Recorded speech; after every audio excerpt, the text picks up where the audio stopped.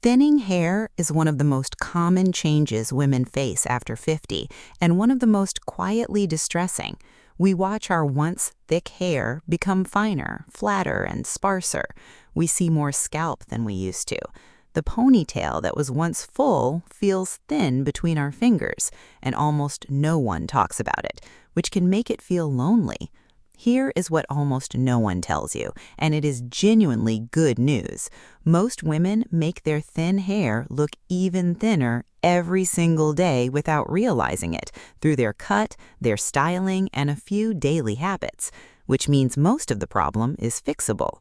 The right cut, the right styling, and a few simple changes can make thin hair look dramatically fuller and thicker, with no expensive treatments and no extensions required.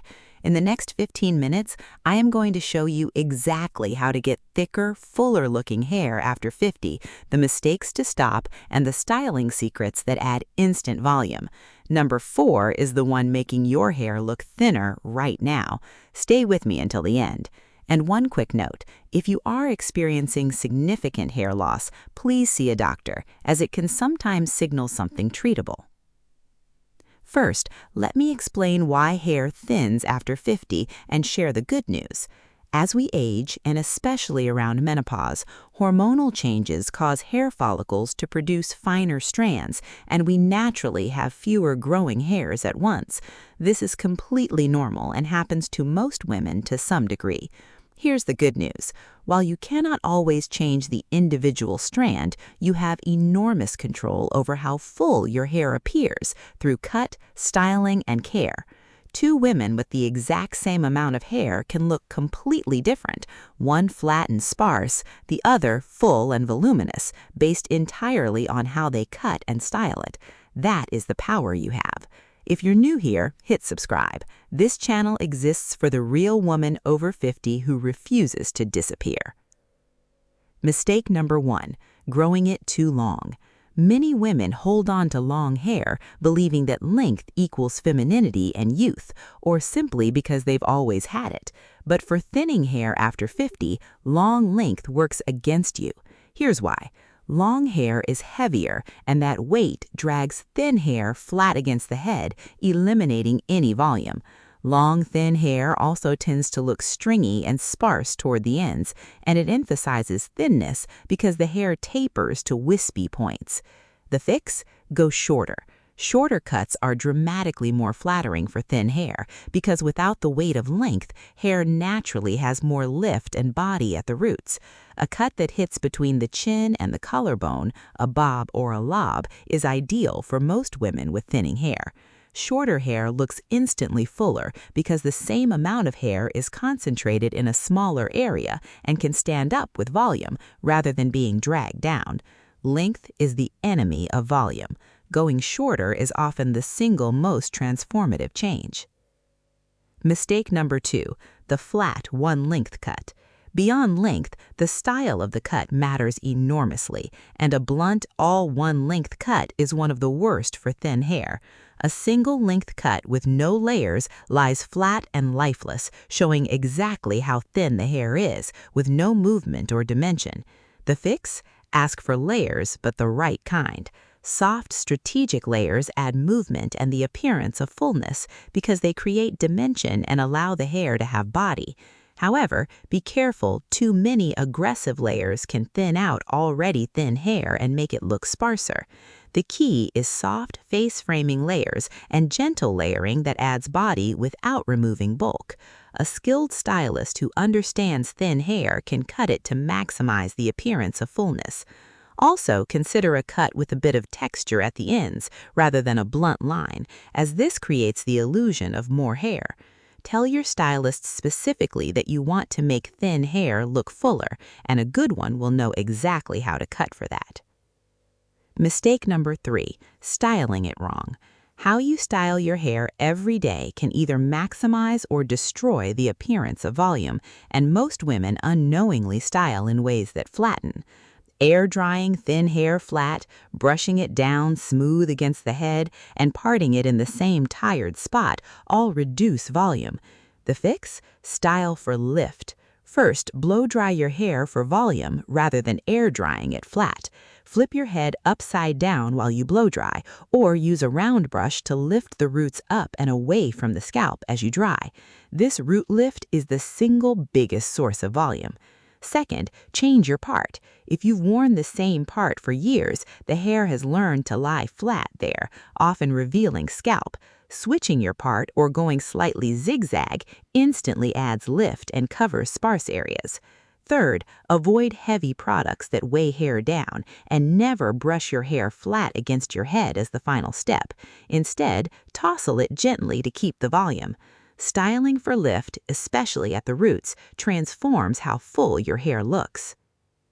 Mistake number 4, the daily thing, flattening your hair. This is the one flattening your hair right now, and most women do it without thinking, using the wrong products and especially using too much product and heavy conditioner. We think dry, thinning hair needs lots of rich conditioner and oils, so we load them on. But heavy conditioners, oils, and rich creams weigh thin hair down, making it lie flat, look greasy, and appear even thinner. Applying conditioner to the roots is especially flattening. The fix? Switch to lightweight volumizing products and apply them correctly. Use a volumizing shampoo and a lightweight conditioner, and apply conditioner only to the mid-lengths and ends, never the roots, so your roots stay light and liftable. Use a volumizing mousse or root lifting spray at the roots before blow drying. And here's a wonderful secret. Dry shampoo is not just for greasy hair. A little dry shampoo or texture spray at the roots adds grip and volume, giving thin hair body and lift. Lightweight products at the roots, richer care only on the ends. This one change can visibly lift your hair. Mistake number 5, the wrong color choice. Hair color affects the appearance of thickness more than most women realize, and the wrong choice can make thin hair even sparser. A single, solid, flat, dark color makes thin hair look thinner because a uniform dark color creates a stark contrast with the scalp, making any sparse areas and visible scalp more obvious. The fix? Use color to create the illusion of fullness. Dimensional color with highlights, lowlights, and variation makes hair look thicker because the variation in tone creates the illusion of depth and density, and it reduces the contrast between your hair and the scalp. Also, going slightly lighter overall reduces the contrast between your hair and your scalp, making any thinning far less noticeable than a dark color would. This is why so many women with thinning hair look wonderful with soft, dimensional, lighter color. If you color your hair, ask your colorist for dimensional color, specifically to help thin hair look fuller and avoid flat, solid, dark shades. Now let me give you the simple, instant volume routine that brings it all together. Step 1, wash with a volumizing shampoo and apply a lightweight conditioner only to your mid-lengths and ends.